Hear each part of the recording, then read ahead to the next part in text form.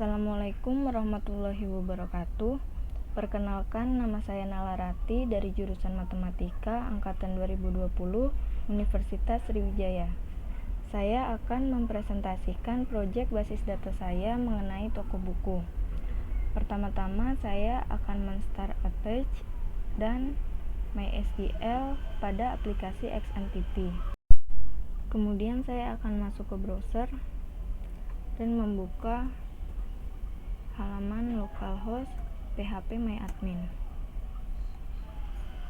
Di sini saya sudah membuat basis data dengan nama toko_buku, di mana basis data ini memiliki beberapa tabel yang masing-masing tabelnya memiliki primary key. Ini adalah desain yang saya buat untuk basis data toko buku. Di sini terdapat tabel pembeli yang memiliki primary key yaitu email. Tabel pembeli ini berelasi dengan tabel faktur.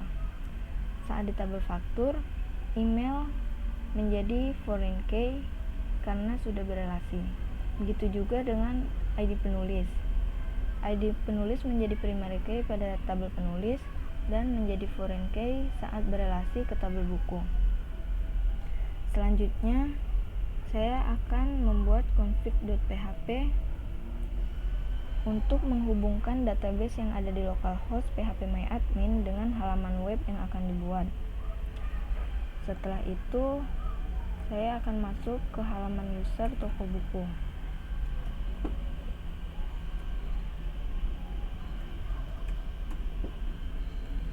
Di halaman ini terdapat beberapa menu yaitu home, voucher, keranjang, checkout, login, dan daftar, di mana menu login dan daftar ini hanya akan muncul jika pengguna belum melakukan login.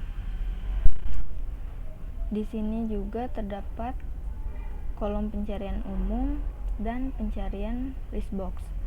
Kolom pencarian umum ini dibuat berdasarkan judul buku, penulis, penerbit, dan kategori buku.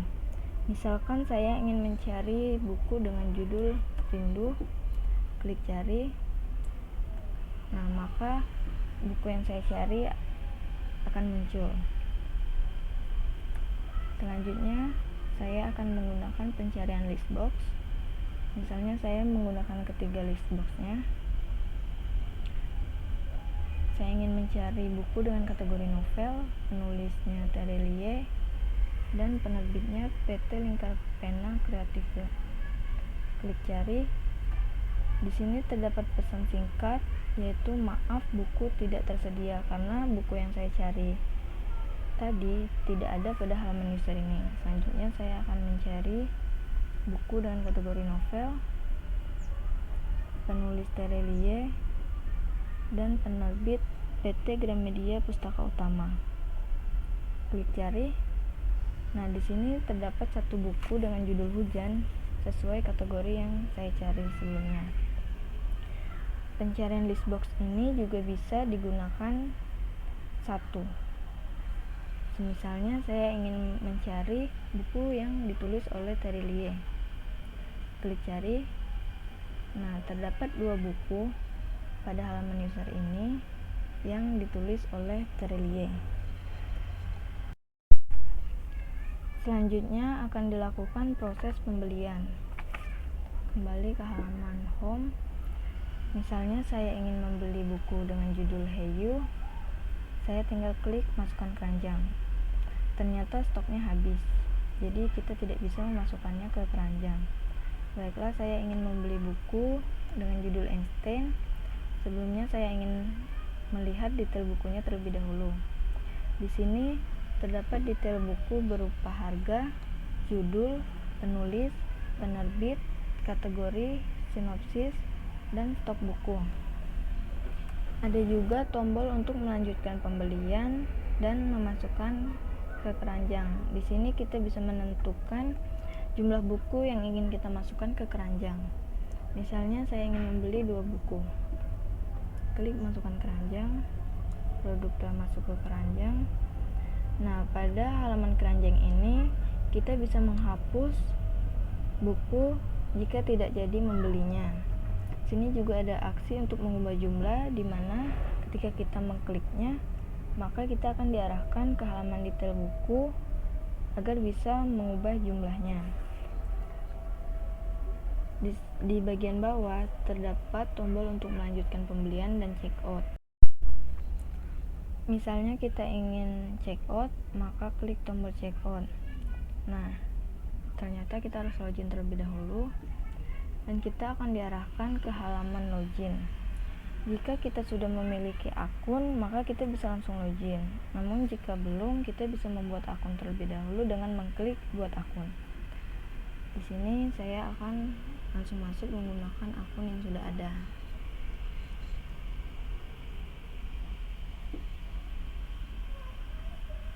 Klik checkout. Pada halaman checkout ini terdapat beberapa list box yang harus kita isi. Untuk diskon sendiri, kita harus mengklaim diskon terlebih dahulu di halaman voucher.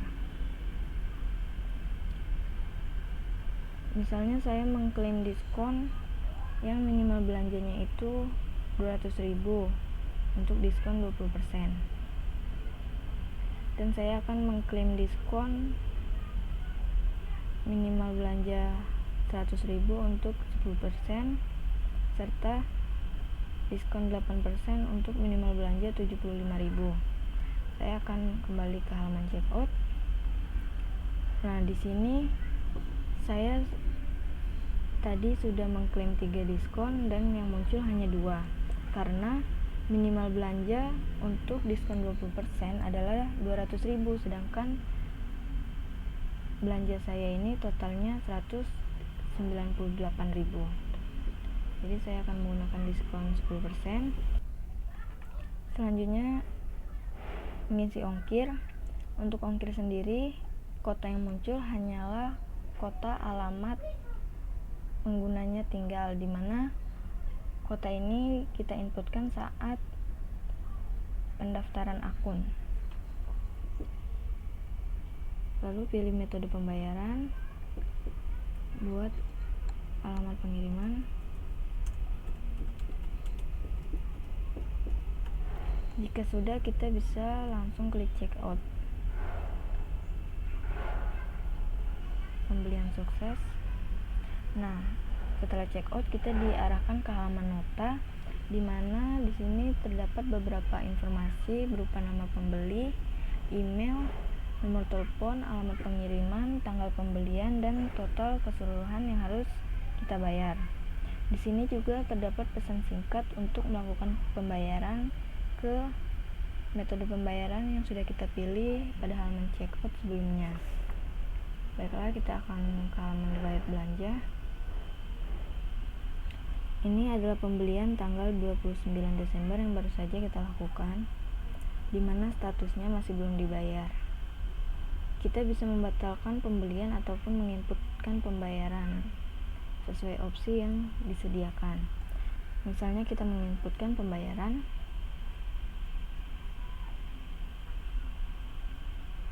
kirim bukti pembayarannya. Nah, saat kita sudah menginputkan pembayaran, statusnya berubah menjadi belum diverifikasi dan opsinya menjadi lihat pembayaran.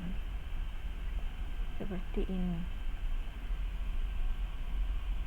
Selanjutnya kita akan ke halaman admin.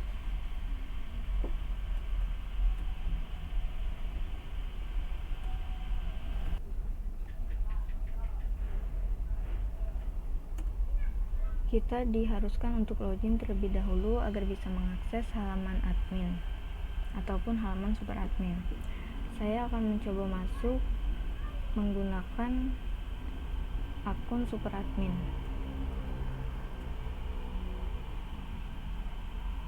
Ini adalah tampilan halaman admin ataupun super admin, di mana di dashboardnya terdapat laporan penjualan buku terlaris dan laporan stok buku. Di sebelah kiri terdapat navigasi bar. Yang pertama ada data buku, yang isinya itu buku, jenis stok, penulis, penerbit, dan kategori. Selanjutnya untuk letak buku itu ada rak, lorong, dan lantai. Kemudian untuk data ongkir itu ada ongkir, kota, jenis pengiriman, dan perusahaan pengiriman. Kemudian ada pembeli, faktur, diskon, metode pembayaran, status pemesanan, dan admin. Untuk admin sendiri ini hanya akan muncul jika kita login menggunakan akun superadmin. Jika kita login menggunakan akun admin, maka navigasi bar untuk admin ini tidak akan muncul. Selanjutnya kita akan ke halaman faktur untuk memeriksa bukti pembelian yang dilakukan pembeli pada tanggal 29 Desember. Di sini kita bisa melihat detail. Nah, ini adalah detailnya. Kemudian kita bisa melihat pembayarannya. Jika pembayarannya sesuai, kita bisa mengubah status menjadi sudah dibayar. Klik proses.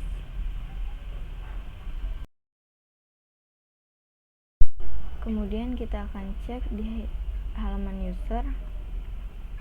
Nah, di sini status pembelian tanggal 29 Desember juga sudah berubah menjadi sudah dibayar. Misalnya kita sudah mengirim pesanan tanggal 29 Desember, kita ubah statusnya menjadi dikirim, klik proses. Nah, kita lihat di halaman user statusnya juga sudah berubah menjadi dikirim dan opsinya berubah menjadi pesanan diterima. Saat diklik, pengguna bisa memilih untuk melakukan komplain ataupun penilaian. Misalnya pengguna melakukan komplain,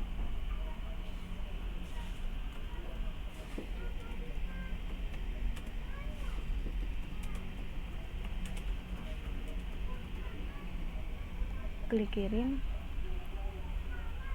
Di sini statusnya berubah menjadi komplain. Kita akan melihat komplainnya di halaman admin. Nah, untuk pembelian tanggal 29 ini terdapat komplain dari pelanggan. Buku belum datang sampai hari ini. Baiklah, misalnya bukunya sudah datang ke pembeli, lalu pembeli melakukan penilaian.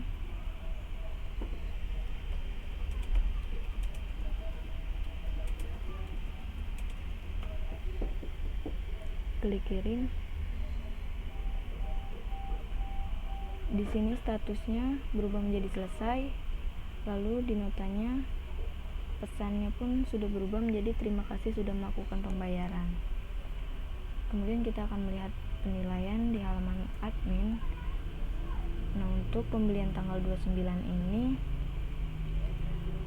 tombol untuk melihat komplain dari pelanggan sudah hilang karena mereka sudah melakukan penilaian. Kita bisa lihat penilaiannya. Buku yang datang sangat bagus. Selanjutnya kita akan melihat laporan yang ada pada halaman dashboard. Yang pertama adalah laporan penjualan buku terlaris. Misalnya kita ingin melihat laporan penjualan buku terlaris dari tanggal 1 Desember 2021 sampai 31 Desember 2021. Klik proses. Nah, di sini kita bisa lihat buku yang paling laris adalah buku Einstein yang terjual sebanyak 3. Selanjutnya kita akan melihat laporan stok buku. Pada laporan stok buku ini kita bisa mencari stok yang ingin kita ketahui. Misalnya 18. Klik cari. Nah, akan muncul buku sesuai stok yang kita cari. Di bawahnya terdapat kolom untuk memilih tanggal mulai dan tanggal selesai yang ingin kita periksa stoknya. Misalnya tanggal mulainya 1 November 2021 sampai 31 Desember 2021. Untuk jenis stoknya kita pilih banyak, lalu klik proses, maka akan muncul buku yang stoknya banyak di antara tanggal yang sudah kita pilih. Walaupun untuk stok sedikit, ini terdapat 2 buku dengan stok sedikit, dan untuk stok habis ternyata ada 2 juga buku yang stoknya sudah habis. Baiklah, demikian presentasi mengenai proyek basis data saya. Kurang lebihnya mohon maaf. Wassalamualaikum warahmatullahi wabarakatuh.